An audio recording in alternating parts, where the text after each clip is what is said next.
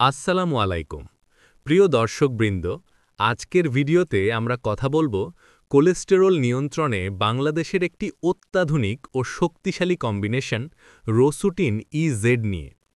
Beximco pharmaceuticals প্রথমবারের মতো দেশে নিয়ে এসেছে রোসুভাস্টেটিন প্লাস এজেটিমাইবের 3টি কার্যকর স্ট্রেংথ 5/10 mg, 10/10 mg এবং 20/10 mg।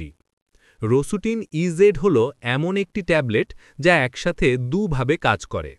রোসুভাস্টেটিন লিভারে কোলেস্টেরল তৈরি কমায়, আর এজেটিমাইব খাবার থেকে কোলেস্টেরল শোষণ হওয়া রোধ করে, ফলে রক্তে এলডিএল বা খারাপ কোলেস্টেরল দ্রুত এবং শক্তিশালীভাবে কমে যায়।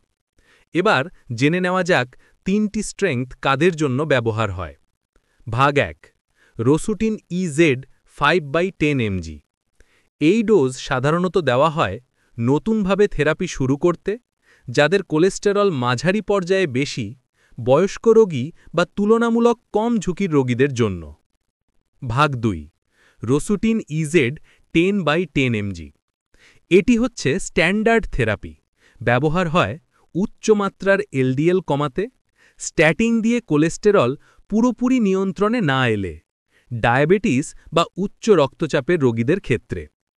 ভাগ 3, রোসুটিন ইজেড 20/10 mg। এটি সবচেয়ে শক্তিশালী স্ট্রেংথ।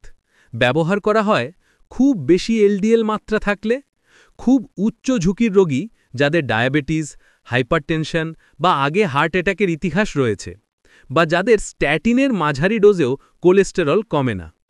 দুটি উপাদান একসাথে কাজ করার ফলে রোসুটিন ইজেড হৃদরোগ ও স্ট্রোকের ঝুঁকি কমাতে বিশেষ কার্যকর। সেবনের নিয়ম খুব সহজ। সাধারণত প্রতিদিন একটি ট্যাবলেট খাবারের সাথে বা পরে যে কোনো সময় নেওয়া যায়। অ্যান্টাসিড বা গ্যাসের ওষুধ একই সময় খাওয়া যাবে না, কমপক্ষে 2 ঘন্টা আগে বা 4 ঘন্টা পরে নিতে হয়। এখন জানা যাক কিছু পার্শ্ব প্রতিক্রিয়া। মাথা ব্যথা, পেশিতে ব্যথা, হালকা গ্যাস্ট্রিক বা ক্লান্তি অনুভূত হতে পারে। কিন্তু যদি পেশিতে তীব্র ব্যথা, দুর্বলতা বা প্রস্রাবের রং খুব গাঢ় হয়ে যায়, তাহলে অবশ্যই দ্রুত চিকিৎসকের পরামর্শ নিতে হবে। এ ওষুধ গর্ভাবস্থা, বুকের দুধ খাওয়ানো অবস্থায় বা সক্রিয় লিভার রোগে ব্যবহার করা যাবে না।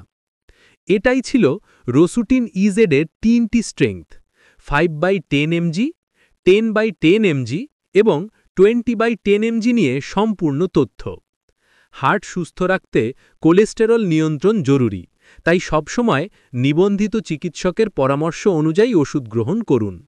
ভিডিওটি ভালো লাগলে অবশ্যই লাইক, শেয়ার এবং কমেন্ট করুন, এবং চ্যানেলটি সাবস্ক্রাইব করে আমাদের সঙ্গে থাকুন।